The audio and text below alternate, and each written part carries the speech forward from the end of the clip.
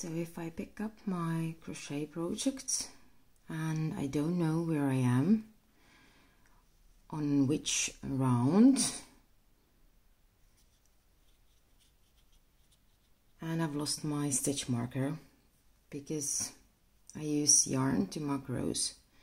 So for that I have to come back and find the beginning to count rows.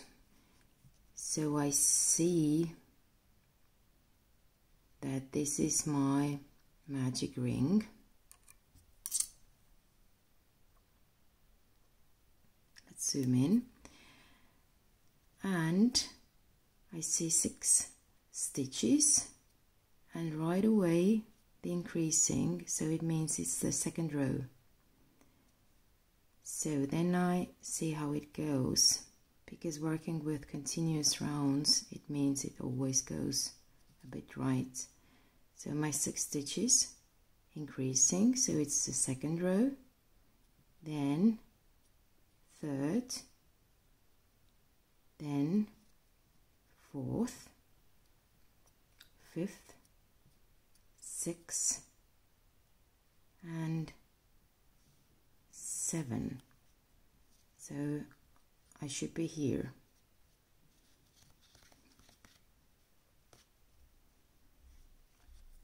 Let's see, I put back my stitch marker.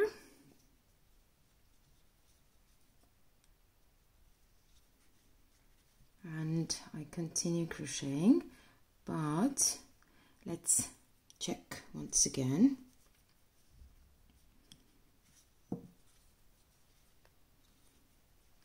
So this is my beginning with 6, so I'm here. So this is my second row, then hop, third, then hop, fourth, hop, fifth, and hop, sixth. Yes, correct. And now I can continue with my project. I'll put it here,